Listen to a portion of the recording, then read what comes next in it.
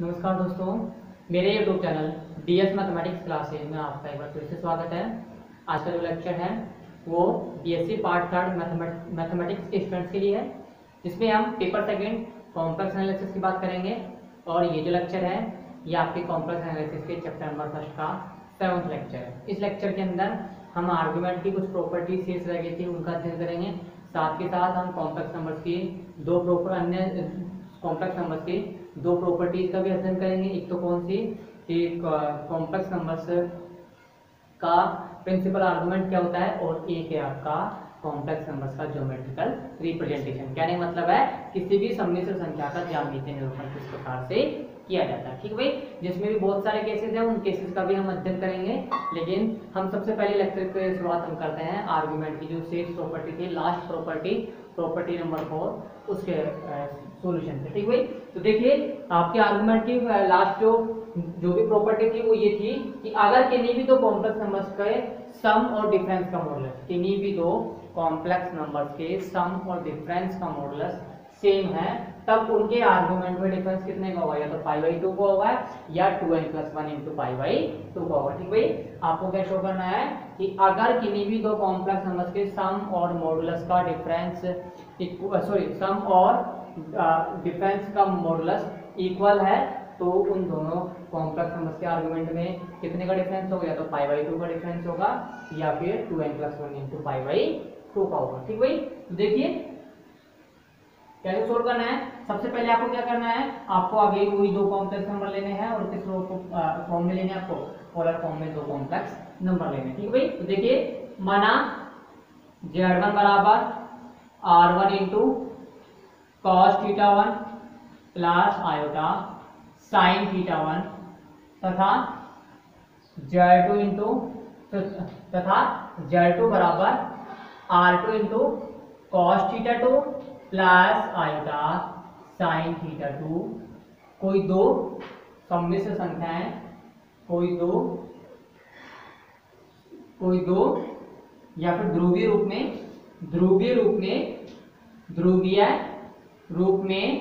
कोई दो सम्मिश्र संख्याएं। ठीक भाई, ध्रुवीय रूप में कोई दो सम्मिश्र संख्याएं हैं। ठीक भाई, क्या है, ध्रुवीय रूप में कोई दो सम्मिश्र संख्याएं हैं। ठीक है,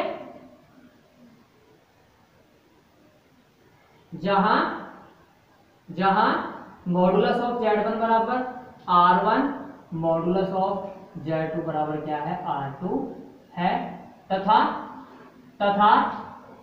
आर्गुमेंट ऑफ Z1 बराबर θ1 व आर्गुमेंट ऑफ Z2 बराबर क्या है, θ2 है। ठीक भाई, आर्गुमेंट ऑफ Z1 बराबर θ1 व आर्गुमेंट ऑफ Z2 बराबर θ2 है। ठीक है, अब देखिए आपको क्या करना है, आपको दो कॉम्प्लेक्स नंबर लीजिए आपने। अब आपको बताना है कि अगर इनका मॉडुलस सेम है, ठीक भाई, अगर इनका मॉडुलस सेम है तो इनका मॉडुलस अगर सेम है तो इनके आर्गुमेंट में कितने का डिफरेंस होगा, इनके आर्गुमेंट में तो π/2 का डिफरेंस होगा या फिर 2n+1 × π/2 का डिफरेंस होगा। ठीक है भाई, अब देखिए इनका सम क्या होगा। सबसे पहले इनका सम क्या होगा, दोनों कॉम्प्लेक्स नंबर्स का सम देखो, आपको Z1 + Z2 दिया गया और Z1 - Z2 दिया गया। ठीक भाई, आप ऐसे करो कि आप मान लीजिए कि माना mod Z1 + mod Z1 + Z2 बराबर क्या है, mod Z1 - Z2। ठीक भाई, आपको ये दोनों जब सिद्ध करने हैं तो आपको क्या मानना पड़ेगा कि आपने जो दोनों कॉम्प्लेक्स नंबर लिए वो इस प्रकार से हैं कि दोनों का सम और डिफरेंस, दोनों के सम और डिफरेंस का मॉडुलस क्या है, इक्वल है। ठीक भाई, आपको क्या करना है कि आपको ये जब सिद्ध करना है तो आपको मानना पड़ेगा कि हमने जो कॉम्प्लेक्स नंबर लिए हैं, हमने जो कॉम्प्लेक्स नंबर Z1 और Z2 लिए हैं वो इस प्रकार से हैं कि उनके सम और डिफरेंस का मॉडुलस क्या है, सेम है। ठीक भाई, तो आपने मान लिया माना Z1 + Z modulus of Z1 + Z2 बराबर मॉडुलस ऑफ Z1 - Z2। ठीक है, अब करना क्या है, दोनों पक्षों का वर्ग करने का। ठीक है, दोनों पक्षों का वर्ग करने के लिए क्या आ रहा है, मॉडुलस ऑफ Z1 + Z2 का होल स्क्वायर बराबर मॉडुलस ऑफ Z1 - Z2 का होल स्क्वायर। ठीक है, आपको पता है कि mod Z² क्या होता है, mod Z² होता है Z × Z1। ठीक है भाई, क्या होता है जेड इंटू जेड बार। तो आप इसको लिख सकते हो Z1 plus Z2 into Z1 plus Z2 का बार बराबर Z1 minus Z2 into Z1 minus Z2 का बार। ठीक भाई, आप इसको इस प्रकार से लिख सकते हो। अब आपको पता है Z1 प्लस Z2 का कंजुगेट किसके बराबर होता है, उनके कंजुगेट के सम के बराबर होता है। और इन दोनों के डिफरेंस का कंजुगेट किसके बराबर होगा, इनके कंजुगेट के डिफरेंस के बराबर होगा। ठीक है, देखिए this implies Z1 plus Z2 into Z1 bar plus Z2 बार बराबर Z1 minus Z2 into Z1 bar minus Z2 bar. ठीक है, अब आपको क्या करना है, इस कॉम्प्लेक्स नंबर को मल्टीप्लाई करना है इससे और इसको मल्टीप्लाई करना है इससे। ठीक है, तो देखो क्या आता है, Z1 को Z1 बार से करो तो ये आ जाएगा Z1 into Z1 bar plus Z1 into Z2 bar plus Z1 bar into Z2 plus Z2 into Z2 bar. ठीक है भाई, बराबर Z1 into Z1 bar minus Z1 into Z2 bar minus Z1 bar into Z2 plus Z2 into Z2 bar. ठीक है, अब आप देखते हो कि बोथ साइड क्या आ रहा है, Z1 इंटू Z1 बार और Z2 इंटू Z2 बार आ रहे हैं।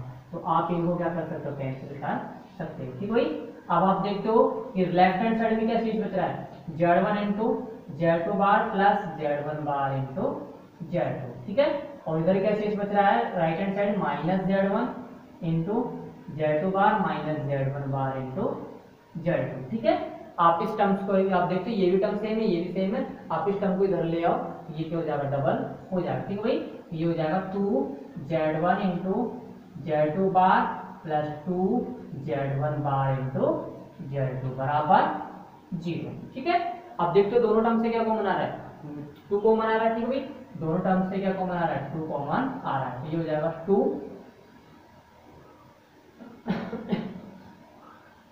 Into Z1 into Z2 bar plus Z1 bar into Z2। ठीक है, आपको मैंने फॉर्मूला लिखाया था कि Z1 into Z2 bar plus Z1 bar into Z2 किसके बराबर होता है, 2 real part of Z1 into Z2 बार के बराबर। ठीक है भाई, मैंने क्या लिखाया था आपको, इसका फॉर्मूला क्या होता है, इसका फॉर्मूला होता है 2 into real part of Z1 into Z2 बार के बराबर होता है। ठीक है भाई, इसके बराबर होता है 2 into real part of Z1 into Z2 बार, और ये 2 पहले से ही क्या है, मल्टीप्लाई में है। ठीक है, अब आपको पता है real part of Z1 into Z2 बार किसके बराबर होता है, ये होता है आपके R1 R2 into cos theta 1 minus cos theta 2। ठीक है भाई, किसके बराबर होता है ये, R1 R2 into cos theta 1 minus theta 2 के बराबर। ठीक है, तो ये देखो क्या हो जाएगा, 2 इंटू 2 तो 4 हो जाएगा। ठीक है, 2 इंटू 2 4, ये हो जाएगा R1 R2 cos theta 1 minus theta 2 बराबर 0।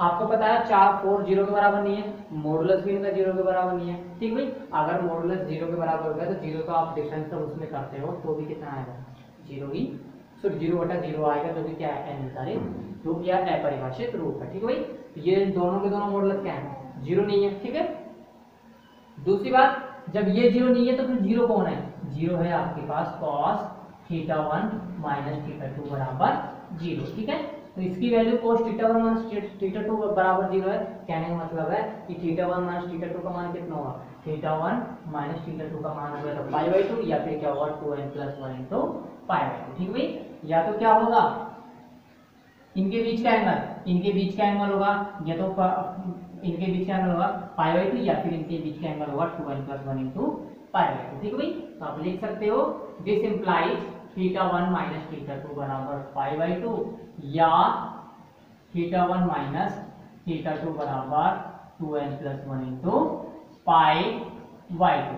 ठीक है, तो ये आपके पास कंप्लीट हो गया। जो भी मैं आपको सिद्ध करना था कि argument of Z1 minus argument of Z2 किसके बराबर होना चाहिए, या तो π/2 के बराबर होना चाहिए, या फिर 2n + 1 इंटू π/2 के बराबर।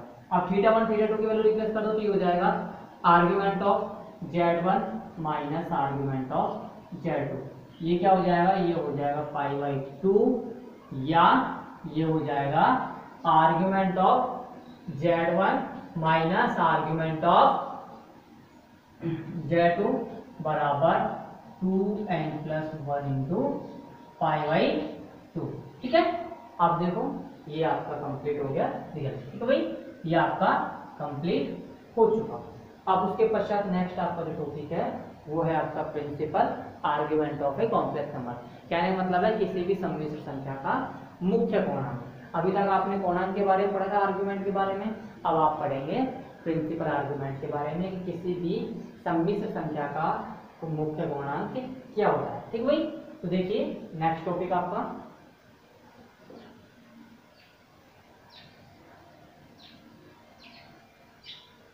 नेक्स्ट है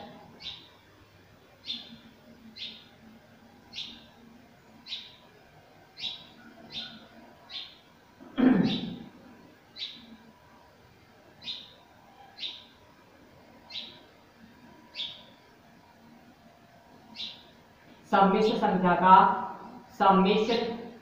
संख्या का मुख्य पूर्णांक। ठीक भाई, सम्मिश्र संख्या का मुख्य पूर्णांक या principal argument of complex number. ठीक भाई, या प्रिंसिपल आर्गुमेंट ऑफ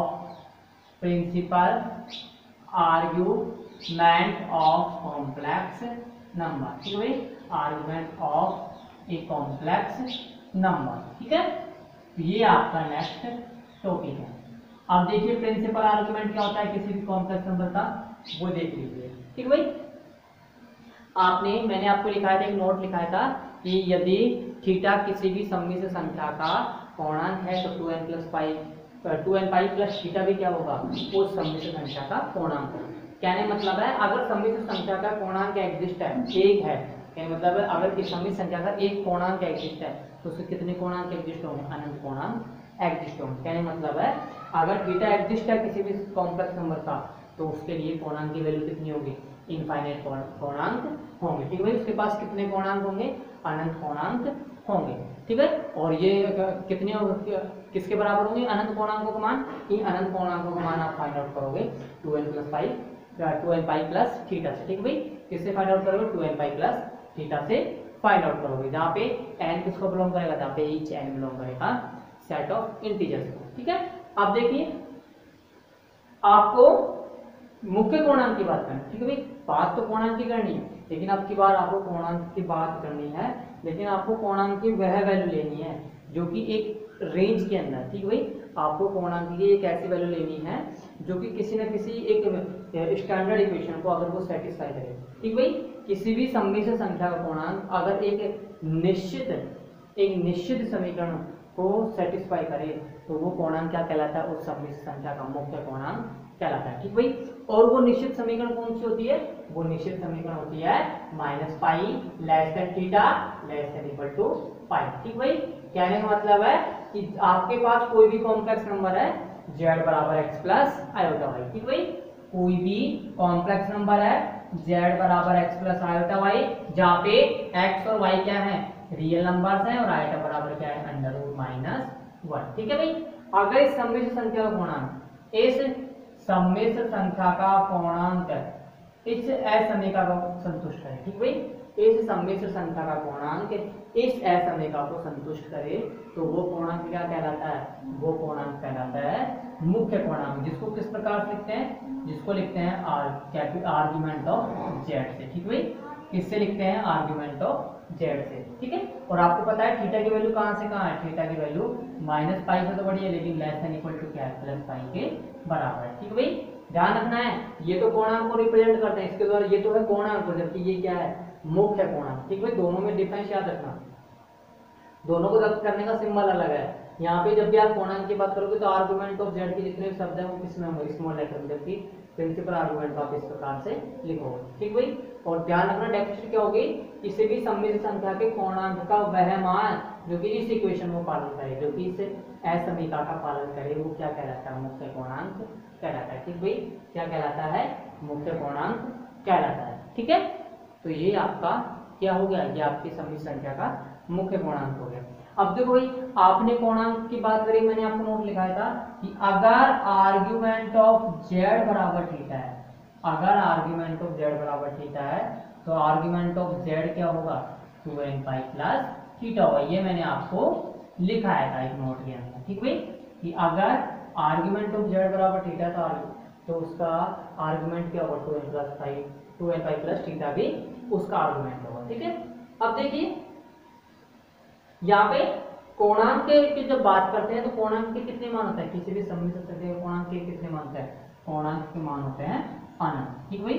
कोणांक का मान कितना होता है, कोणांक के मान होते हैं अनंत, जबकि मुख्य कोणांक का मान कितना होता है, यूनिक होता है, ठीक भाई। मुख्य कोणांक का मान कितना होता है, एक होता है, मतलब यूनिक होता है, मतलब किसी भी सम्मिश्र संख्या के लिए केवल एक ही मुख्य कोणांक एग्जिस्ट है, दो मुख्य कोणांक नहीं है। हाँ, ये कह सकते हो किसी भी सम्मिश्र संख्या के एक से अधिक कोणांक हो सकते हैं, लेकिन मुख्य कोणांक तो एक ही होगा, ठीक है भाई।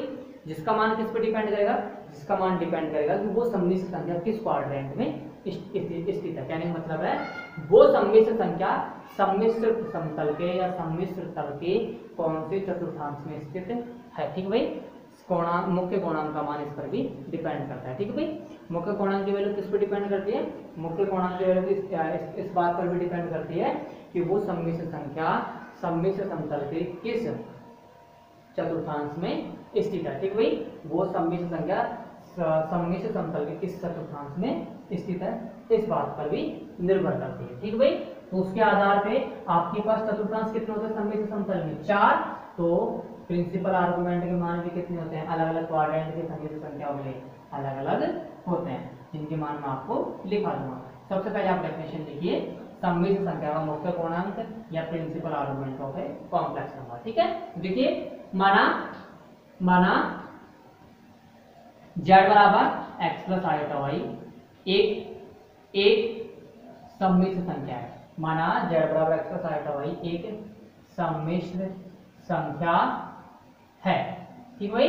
क्या है, एक सम्मिश्र संख्या है, जहां एक्स वाई किसको बिलोंग कर रहा है, रियल नंबर्स को, और आयोटा बराबर क्या है, अंडर रूट माइनस 1, ठीक है। अब देखिए ये सम्मिश्र संख्या तो इसका कोई ना कोई पूर्णांक भी होगा, ठीक भाई। तथा माना z बराबर x प्लस आयोटा वाई का, तथा माना z बराबर x प्लस आयोटा वाई का पूर्णांक क्या है, थीटा है, ठीक भाई। पूर्णांक क्या है, थीटा है। That is argument of z बराबर क्या है, that is argument of z बराबर थीटा, ठीक है। तब सम्मिश्र संख्या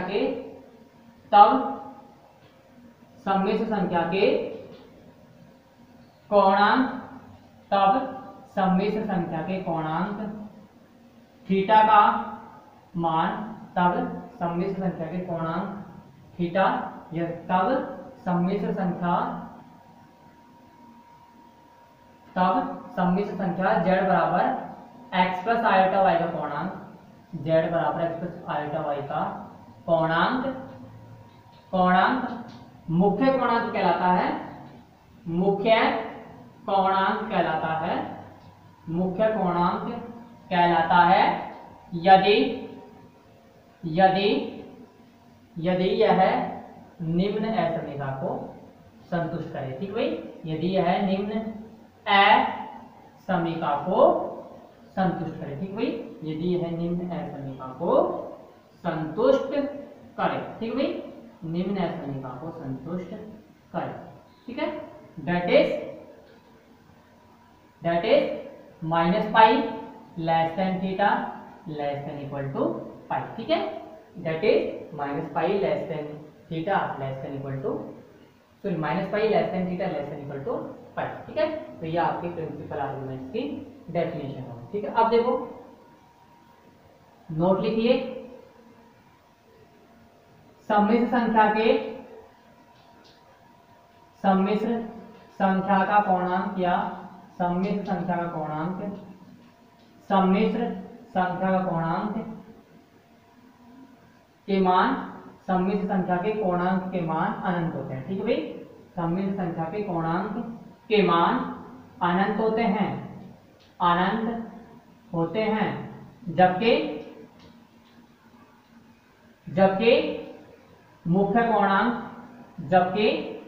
मुख्य कोणांक जबकि मुख्य कोणांक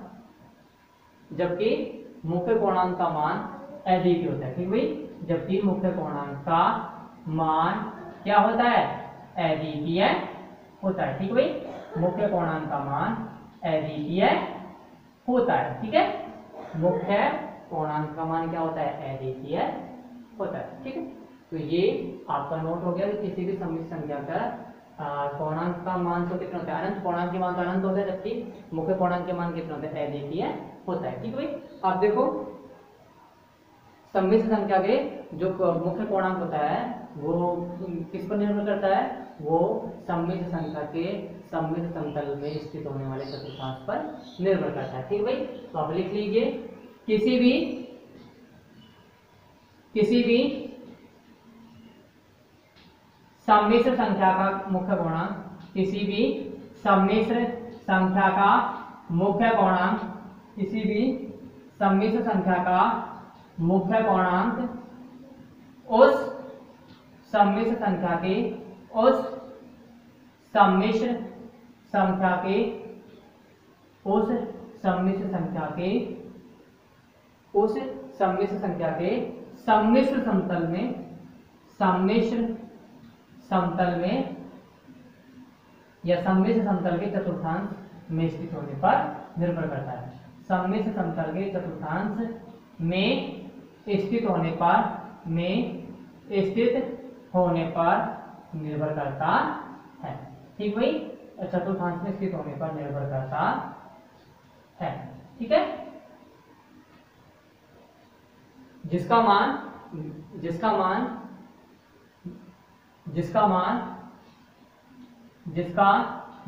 चारों चतुर्थांशों में निम्न होता है। ठीक भाई, जिसका मान चारों चतुर्थांशों में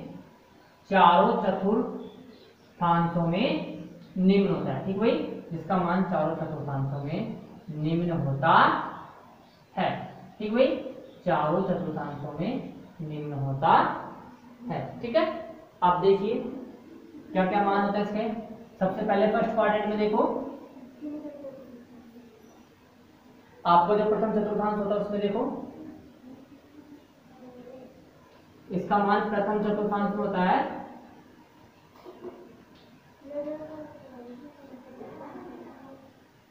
मुख्य कोणांक का मान हो जाएगा, मुख्य कोणांक का मान कितना होगा, इसका मान होगा 5। ठीक है भाई, मुख्य कोणांक का मान क्या होगा, 5 होगा। लेकिन उससे पहले आप ये देख लीजिए, माना z बराबर x प्लस आयोटा y का, माना z बराबर x प्लस आयोटा y का मुख्य कोणांक थीटा है। ठीक भाई, मुख्य कोणांक थीटा है। माना z बराबर x प्लस आयोटा y का मुख्य कोणांक थीटा है।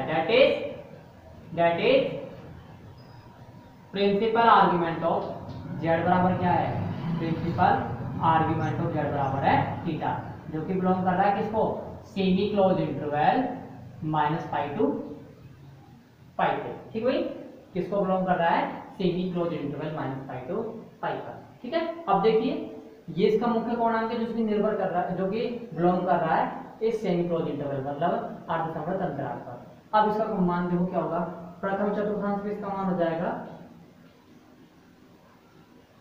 जो प्रथम चतुर्थांश है उसमें इसका मान हो जाएगा क्या, आर्ग्यूमेंट ऑफ z बराबर हो जाएगा थीटा।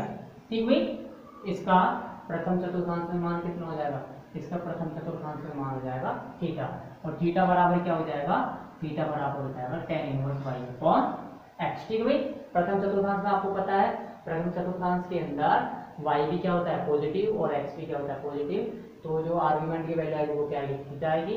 और आपको पता है प्रथम चतुर्थांश में कोई भी नंबर है, प्रथम चतुर्थांश में कोई भी कॉम्प्लेक्स नंबर है तो वो कॉम्प्लेक्स नंबर, ठीक भाई, मान के चलो ये है, तो इस कॉम्प्लेक्स नंबर की मूल बिंदु से दूरी तो क्या होगी r, और इस लाइन का x के धनात्मक दिशा में जो कोण बनेगा वो क्या होगा थीटा होगा। ठीक भाई, ये थीटा होगा और साथ ही साथ ये जो थीटा होगा ये कैसा होगा आपको पता है, ये पॉजिटिव होगा और किससे छोटा होगा, ये छोटा होगा π/2 से। ठीक भाई, तो कहने मतलब प्रथम कहने मतलब प्रथम चतुर्थांश में जितनी भी सम्मिश्र संख्या होगी उनके पूर्णांक का मान, मुख्य पूर्णांक का मान कितना होगा, थीटा होगा। द्वितीय चतुर्थांश में जो संख्याएं होंगी उनका मान कितना होगा, उनका मान होगा यहाँ से यहाँ तक का एंगल कितना हो गया, यहाँ से यहाँ तक का एंगल हो गया पाई और ये एंगल कितना हो गया थीटा, तो ये एंगल कितना बच गया π - थीटा। ठीक भाई, दोबारा से देख लीजिए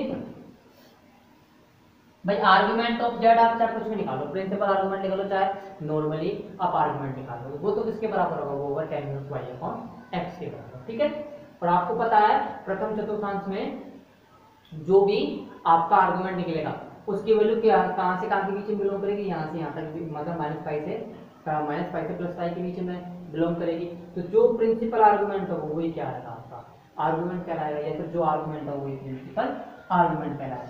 वो कैसे होगा वो देख लीजिए, ये कॉम्प्लेक्स नंबर है तो इसका जो आर्गुमेंट है इसके साथ थीटा, इसका जो आर्गुमेंट होगा वही क्या कहलाएगा, इसका आर्गुमेंट क्या कहलाएगा, थीटा, प्रिंसिपल आर्गुमेंट ही कहलाएगा। ठीक भाई, तो आप क्या कह सकते हो, प्रथम चतुर्थांश में जितनी भी संख्याएं हैं उनका पूर्णांक क्या होगा, उनका पूर्णांक थीटा होगा और मुख्य पूर्णांक भी क्या होगा, थीटा होगा। ठीक है, अब आपको बताएं यहाँ से लेकर यहाँ तक एंगल कितना होता है, पाई होता है, यहाँ से यहाँ तक का एंगल कितना होता है, यहाँ से यहाँ तक का एंगल होता है पाई। ठीक है, मान के चलो कोई सभी संख्या यहाँ पे स्थित है सेकंड क्वाड्रेंट में स्थित है, तो वो इस एक्स एक्स के साथ कितना कोण बना रही है, थीटा, यानी मतलब है ये वाला कोण कितना है, थीटा। जबकि आपको किस में चेक करना है, आपको चेक करना है कि किसी भी सम्मिश्र संख्या का पूर्णांक एक्स एक्स की धनात्मक दिशा से मापा गया कोण होता है। तो एक्स एक्स की धनात्मक दिशा तो कौन सी है, ये वाली, और आप एंगल कहाँ से माप रहे हो, ये वाला एंगल माप रहे हो, मतलब आप इस इस डायरेक्शन में एंगल माप रहे हो, जबकि मापना है कि आपको इस एंगल में मापना है, इस डायरेक्शन में आपको एंगल मापना है। तो देखो यहाँ से यहाँ तक का एंगल कितना है, थीटा, ये कंप्लीट कितना है पाई, तो यहाँ से यहाँ तक का कितना हो जाएगा, π - थीटा। तो सेकंड क्वाड्रेंट में जो प्रिंसिपल आर्गुमेंट होगा वो क्या होगा, π - थीटा। इसी प्रकार जो थर्ड क्वाड्रेंट होगा उसके अंदर जो आपका जो क्या नाम से आर्गुमेंट होगा, प्रिंसिपल आर्गुमेंट होगा, उसकी वैल्यू कितनी हो जाएगी, जब यहाँ से इस सेकंड क्वाड्रेंट के अंदर यहाँ से यहाँ तक का एंगल π - थीटा है, तो थर्ड क्वाड्रेंट में कहाँ चले जाएंगे आप, अपोजिट डायरेक्शन में, और अपोजिट डायरेक्शन में एंगल कितना होता है आपको पता है, नेगेटिव होता है। अपोजिट डायरेक्शन में जो एंगल की वैल्यू होती है वो नेगेटिव होती है। जब आपने इस डायरेक्शन में π - थीटा मापा है तो इस डायरेक्शन में कितना हो जाएगा, माइनस इंटू π - थीटा हो जाएगा। और आपको पता है फर्स्ट क्वाड्रेंट में एंगल कितना है, थीटा है, तो जब अपोजिट डायरेक्शन चलोगे तो इसमें कितना हो जाएगा, माइनस का थीटा हो जाएगा। तो ध्यान रखना चारों क्वाड्रेंट में मान कितने होंगे, फर्स्ट क्वाड्रेंट में तो प्रिंसिपल आर्गुमेंट का मान होगा थीटा, सेकंड में होगा π - थीटा, थर्ड में होगा माइनस π - थीटा होगा और फोर्थ में होगा माइनस का थीटा। ठीक है भाई, क्यों भाई इनमें इनका मान नेगेटिव है, इसमें थीटा, इसमें माइनस थीटा क्यों है, क्योंकि इसमें तो आप एंगल का मापन कर रहे हो तो धनात्मक दिशा में, जबकि इसमें आप एंगल का मापन किस में कर रहे हो, ऋणात्मक दिशा में। और आपको पता है ऋणात्मक दिशा में एंगल का मान कितना होता है, नेगेटिव, और धनात्मक दिशा में एंगल का मान होता है पॉजिटिव। अब इस एंगल में आप इस डायरेक्शन में माप रहे हैं एंगल, तो ये तो हो गया π - थीटा, तो इस एंगल में कितना हो जाएगा, ये -π - थीटा हो जाएगा। ठीक है, तो प्रथम चतुर्थांश में आर्गुमेंट होगा आपका थीटा। द्वितीय चतुर्थांश में देखो क्या आएगा, द्वितीय चतुर्थांश, इसमें प्रिंसिपल आर्गुमेंट की वैल्यू आएगी आपकी कितनी, π - थीटा। ठीक है भाई, क्या आएगी, π - थीटा आएगी। ठीक है, और इसकी वैल्यू क्या आएगी, इसकी वैल्यू आएगी tan इनवर्स -y/x। ठीक है भाई, tan इनवर्स -y/x, आपको पता है tan इनवर्स माइनस थीटा क्या होता है, π - tan इनवर्स y/x हो जाए। ठीक है भाई, tan इनवर्स माइनस थीटा क्या होता है, π - tan इनवर्स, और π - tan इनवर्स थीटा। ठीक है भाई, तो ये क्या आ जाएगा, इसका प्रिंसिपल आर्गुमेंट हो जाएगा। ठीक है, फिर उसके पश्चात देखो आपका तृतीय चतुर्थांश में क्या हो जाएगा, तृतीय चतुर्थांश में आपका हो जाएगा प्रिंसिपल आर्गुमेंट। प्रिंसिपल आर्गुमेंट हो जाएगा आपका पाई